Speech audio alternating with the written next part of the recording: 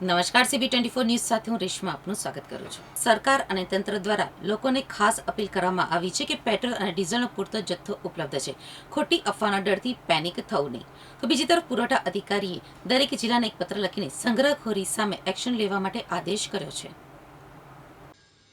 ગુજરાતમાં પેટ્રોલ અને ડીઝલની અછતની અફવાઓ શરૂ થતાં જ લોકોમાં ભારે પેનિક થયો હતો। ગઈકાલથી જ સમગ્ર રાજ્યમાં પેટ્રોલ પંપો પર પેટ્રોલ ભરાવવા માટે લોકોની ભારે લાઈનો લાગી હતી।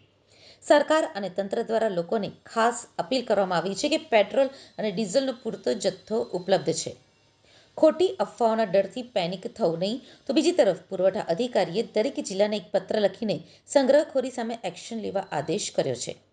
તો બીજી તરફ મુખ્યમંત્રીએ પણ લોકોને અપીલ કરી છે, પેટ્રોલ અને ડીઝલની અછતની ખોટી અફવાઓમાં આવીને લોકો પેટ્રોલ પંપ ઉપર લાઈનો લગાવી રહ્યા છે। તેવામાં મુખ્યમંત્રી શ્રી ભૂપેન્દ્ર પટેલે કહ્યું હતું કે વૈશ્વિક સ્થિતિ કેવી છે તે સૌ લોકો જાણે છે। આવી સ્થિતિમાં આપણે બધાએ સાથે મળીને રહેવું જોઈએ, ખોટી અફવાઓથી દૂર રહેવું જોઈએ। રાજ્યમાં પેટ્રોલ, ડીઝલ કે ગેસની કોઈ જ અછત નથી। પેટ્રોલ પંપ ઉપર લાઈનોમાં ઊભા રહીને પેનિક ના કરો। કેન્દ્ર અને રાજ્ય સરકાર સતત સજાગ છે। રાજ્યમાં ઇંધણનો પૂરતો જથ્થો ઉપલબ્ધ છે, કોઈને તકલીફ ન થાય એ માટે કેન્દ્ર અને રાજ્ય સરકાર ધ્યાન આપે છે।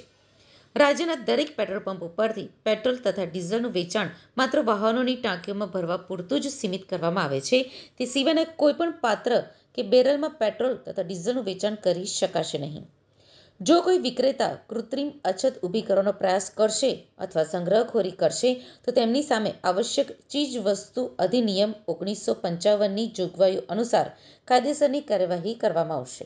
પણ જાતની અફવામાં દોરાઈ અને ગેસ, પેટ્રોલ કોઈની પણ ક્યાંય લાઈનમાં રહેવાની જરૂર નથી। તમારે બધાએ એક જ વસ્તુ છે કે જ્યારે બધા સાથે છીએ તો કોઈને તકલીફ પડે નહીં એવું માન્ય વડાપ્રધાન શ્રી પણ કેન્દ્રમાંથી પૂરતું ધ્યાન આપી રહ્યા છે। અહીંયાથી રાજ્ય સરકાર પણ એની પર પૂરતું ધ્યાન આપી રહ્યા છે। એટલે કોઈ અત્યારે કોઈ ડીઝલ, પેટ્રોલ કે ગેસની કોઈની શોર્ટેજ નથી। બધાને પૂરતું મળી રહ્યું છે, મળી રહ્યું પણ છે અને મળી રહેવાનું પણ છે।